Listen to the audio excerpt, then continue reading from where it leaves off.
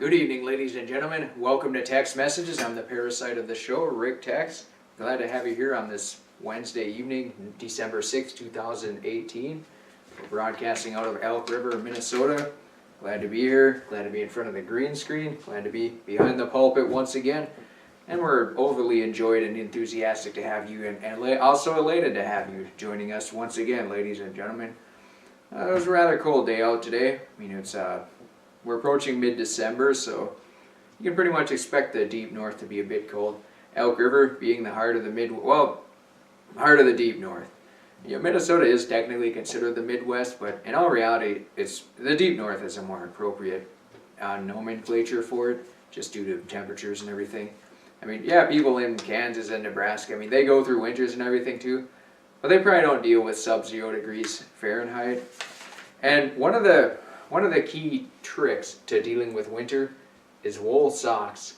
Now, you may see wool socks advertised, or you may see them in the store. It'll say merino wool socks, blah, blah, blah. But you really do have to look at the material and what the makeup is in the percentage, because what they consider merino wool socks may only be a very small percentage of the actual sock. It may have 30% merino wool, 40% acrylic, 20% cotton, 8% spandex, 3% polyester. I mean, it could be any conglomeration or amalgamation of ingredients and materials there. So it is very important to pay close attention to that. One of the things that I did a few years ago is I went on eBay and I got the first pair. Well, I got about 10 pairs. They're 55% wool, 45% cotton, and then a couple more pairs that were 85% wool, then 15%, or it was like 10% cotton and 5% spandex, something like that. Then they're more flexible, and the spandex will grab on and hold your feet tighter. See, if you get wool socks without a little bit of spandex in it or polyester or whatever, then it may be more apt to slip off your foot, because the wool socks I got that are about 55% wool, 45% cotton, those, you can't really walk long distances in them unless you double or triple your pairs of socks so that it holds the 55% wool, 45% cotton socks down there tight. Otherwise, they'll sort of bunch up and cause all kinds of a ruckus inside your shoes. And yeah, you need to have pretty tight shoes then. That, it might help a little bit, but not immensely. So I mean, for the most part, my recommendation would be about at least 80% wool, got 10-15% other junk, and then a decent amount of spandex or maybe even polyester, just to give it more, maybe not more elasticity or longevity, but more so that it grabs onto your feet more firmly. Because when you buy socks, there's a pretty wide range of size that you have to, not really to pick from, but you don't have many options. So you're going to have to buy a sock that'll say shoe size 8 through 12 or 10 through 15 or whatever the case may be. So I mean, it's not like buying shoes where you can buy a size 12 and call it good and ride off into the sunset. It's, there's a size range there. So I mean, usually with wool, I try to go on the lower end. With other pairs of socks, it doesn't really matter as long as it hits that range. But wool, you definitely want to go a little bit below that. If they don't have the, if it's just wool and cotton, you definitely want to do that. But for the most part, I mean, I've never had to deal with, well, in the last 5 years at least, I haven't really had to deal with cold feet. A lot of people in environments similar to mine will complain about cold feet, but it's, I just tell them, well, you get wool socks, at least 80% wool, so you don't even need good shoes. In the wintertime, it's 20 below, 3 pairs of wool socks, running shoes, some coveralls, wool undershirt, wool underpants, whatever, and you're good to go, even if it's 20 below outside Fahrenheit. Now the other thing too, the wool, they will wear out over time. So what I usually do with the worn out pairs is the heel will wear out first, and then there might be a spot by the toes, right in front of your toes where it wears out. So I'll usually, with the heel part, I'll make not really a full complete glove, but a glove that goes up to your fingers, and then you can wrap that all the way up to your elbow. So you basically have a very good supplemental, if you have a pair of gloves on to go over the top of that, that's ideal. Wool gloves, of course. So you get the sock, and then you slip over your arm, and then you put the wool glove over that. So I mean, you've basically just extended the life of your wool socks, because once they get holes in them, you're really not going to want to walk on them too much because it's a little uncomfortable. But I mean, you can wear them with holes in them for a while. And it's a smart idea when it's not cold to not wear them, because they will wear out. I mean, all socks do that. That's why old people give young people socks for Christmas. And as you get older, you're grateful to have socks as gifts, because you know that they're going to wear out and you're going to need them, especially in the deep north. So, yeah, just finding double ice for them too. I mean, yeah, you could maybe cut 2 pairs, sew them together, and make a neck gaiter or something like that, or make a ski mask out of it too. I mean, I always keep a lot of ski masks around. I mean, you never know when you're going to need a ski mask. It's any time it's windy outside, or if you're just shopping or going around town, it's just good to have a ski mask on. So, with that being said, sorry to get a little bit off on a tangent there, but being warm is very important. Insulated coveralls are also, can't recommend them enough. One of the tricks though, if you're going to go outside and walk around for a while, ideally, if you're going to plan to walk for 1 hour, you'll want to be somewhat cold about the first 15 minutes, and then after that you'll be nice and comfortable. Because if you wear too many clothes, you're going to be kind of cold the first 5 minutes, and then you're going to warm up, and then after about 20 minutes you're going to be too warm, and then you're going to have to start taking off your jacket or your gloves, and then you're going to have to carry stuff around, and it gets to be a bit of a hassle. So ideally, you want about 25% of your total walking time to be slightly on the uncomfortably cold side, and then you know that the other 75% you'll be comfortably warm. And then when you come home too, you won't be sweating and uncomfortable and all that stuff too. So that's a little lesson learned back in anyone who's been involved with swimming, lap swimming, or you hop in a pool and you go back and forth. When you hop in the pool, it's pretty cold. Even especially a lake. A lake is the same way too. Lakes are a little different. You get more acclimated to them, but in a swimming pool, you basically just start working and exerting effort, and then your body will warm up, and then you'll feel comfortable. So that's a similar principle to walking around at night, because you're walking around. Yeah, your heart rate isn't going to be elevated to the point of it is when you're swimming, but it's still elevated to a decent level, more than when you're just sitting or watching YouTube videos or Brighteon.com videos. So it's just a general principle that I follow when I'm walking out. You're going to be cold for the first 25% of the walk, or whatever, but then after that it'll just be comfortable. And then wind is another thing to consider as well. Usually I try to start with the wind at my back, because the thing with the wind is it can always shift. I mean, if you walk with the wind in your face thinking that it's automatically going to be at your back as you're coming home, that's not necessarily always the case, especially with biking. If you're going to go bike somewhere for 3 hours and the first hour is a headwind, you're hoping that when you come back it'll be a tailwind, but it doesn't always work that way. I mean, the wind is always shifting. It's not like a monumental shift, but especially if there's unique weather patterns, then yeah, it may shift within 15 minutes.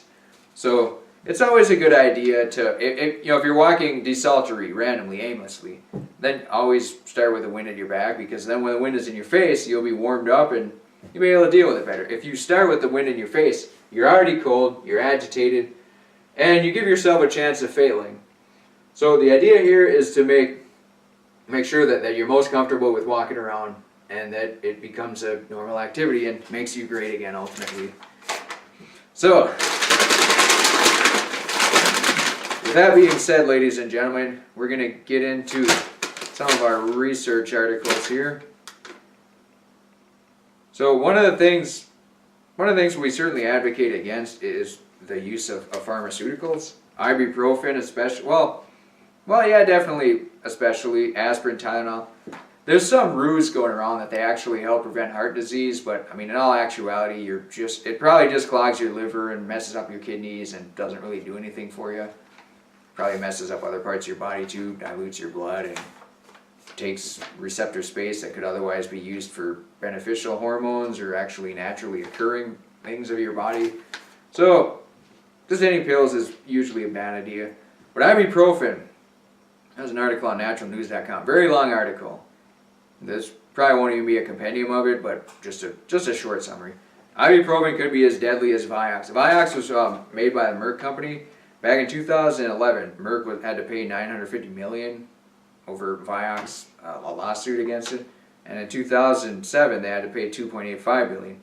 There's conservatively estimated that 27,000 deaths between 1999 and 2003 were caused as a result of Vioxx due to an increased risk of heart attack, stroke, and cardiovascular disease. Because ibuprofen is a non-steroidal anti-inflammatory drug. Now, what that does, though, is it suppresses your prostaglandin, which also has protective roles in your gastrointestinal tract. And what your body is doing when it creates inflammation is it's going to a site where it feels that healing is necessary, and then it attacks it. Now, it doesn't always do a good job of it. There's always collateral damage. It's like any kind of war. There's going to be casualties, and they're not always the right casualties. Like, for example, if there's a woolly mammoth in your garden and you want to take them out because you're worried he'll trample all the plants in the garden. So you're going to maybe shoot some catapults at him, or bow and arrow, or fire some Molotov cocktails. And you may achieve your objective of eliminating him, but you're also going to damage a lot of your garden too. So what the anti-inflammatories do is they just neutralize your Molotov cocktails, catapults, cannonballs, bowling balls, and then, yeah, you won't maybe not feel any pain, but then the initial disease that caused the inflammation in the first place is still allowed to fester. Which is why it just doesn't really make a whole lot of sense to take these types of drugs like neoproxene and all the anti-inflammatories. And yeah, I mean, if they have a very bad effect on your gastrointestinal tract, I mean, that's just one proven research fact too. There could be dozens of other aspects that aren't fully yet known and understood and thoroughly researched by individuals who are highly intelligent. COX-2 is a newer version. It increases the risk of atherothrombotic vascular disease, which ultimately leads to cardiovascular disease. So they had an older anti-inflammatory, and then they introduced a newer one back in like the late 90s, and that was the Vioxx that caused all the deaths and the tragedies and everything like that. So, I mean, testing out drugs for companies is very difficult. Usually, it's impossible unless you may have heard this before or seen it at colleges. You get these dummies or your human monkeys, whatever the case may be, and then they test out drugs, and if they die, I guess it's not a good thing, but some of them get paid money for it, some of them are volunteers, whatever the case may be. But by and large, to test drugs on a wide scale over a very long sampling size to still make it profitable for the drug companies, they basically use the human population as a test bed. And they have, an army of lawyers and everything too to protect them for the most part. But when it's such an egregious violation that they do end up having to pay occasionally, sometimes it's probably just window dressing too. The politicians will make backdoor deals with the corporate CEOs in the boardroom and say, all right, we're going to have to do something, so how about you just give us about $2 billion now and you'll still make your $1 trillion in the next 10 years. So to them it's a good deal, and as a corporation they're legally obligated to make a profit, so they cut a deal. It's the art of the deal. But certainly be wary, very wary of all drugs, even if they're over the counter. I mean, yeah, even just because they're prescribed by a doctor doesn't make them more or less healthy. I mean, any drugs are definitely not an ideal form of self-preservation or of curing yourself either. Now, one of the things that I noticed too, back in the good old days when I wasn't very educated on matters, occasionally I would take Dayquil. I wasn't really sick, I'd just do it recreationally. But I'd always get very, very irritated stomachs and everything too. So when I looked into it a little bit more and found out that it has alcohol in it and all these other random ingredients that I don't really know what they do. But see, for me, my weakest point is my digestive system. So that's usually the first thing that goes haywire if something ain't quite right. Even drinking alcohol, for example. I mean, drinking alcohol, before you can even get rowdy or inebriated or tanked and crap-faced, basically just get a massively sore stomach and very uncomfortable and feel like vomiting and maybe even projectile diarrhea and things like that too. So that was it's just listening to your body do your body talk or your body language. And it could have been a hidden blessing to some extent, but at the same hand too, I mean, your body basically attacks the weakest, the foreign substances that you put in your body attack the weakest link. So I mean, if you're a pretty strong person, you could probably drink a lot of alcohol and not really feel any of the ramifications, and then get whatever the positive benefits are as well. And then things like pain pills, anti-inflammatories, opiates, things of that nature. I mean, if you take that and you don't really have any other inherent weaknesses, yeah, it may cure your ailment, but there's going to be a lot of long-term effects that may not manifest themselves right away. I mean, maybe 5-10 years down the road from now, you'll have a liver that's not performing very well, or you'll have a kidney that doesn't work anymore, and then you got to ask a family member to replace your kidney. So there's always those long-term and short-term effects to consider. See, I mean, pain is always, usually, say for example, you pick up weights and set them down, next day you're sore. That's a good kind of pain. That's the type of pain that's fleeting, you know it'll go away. But when you got pain that's just always there and always lingers and always hangs around, that's usually a sign that you need to make some fundamental lifestyle change.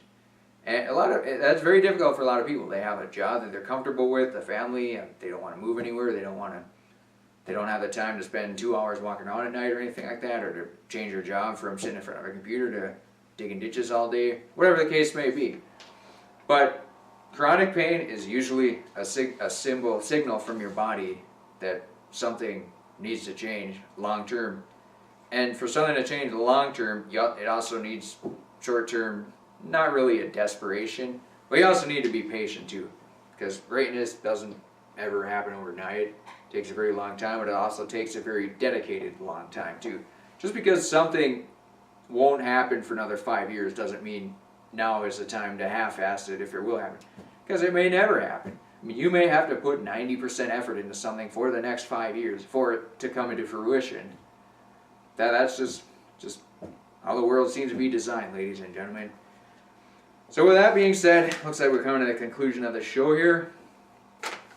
We have another article in the holster for tomorrow. Well, probably Friday. Oh, maybe not. Right. Oh, we'll see, ladies and gentlemen. Hopefully it'll be a long, exciting weekend. I hope you enjoy the rest of your week, ladies and gentlemen. Be productive, good members of society, and we'll see you next time. Thanks a lot for checking in. We're glad to have you. We salute you.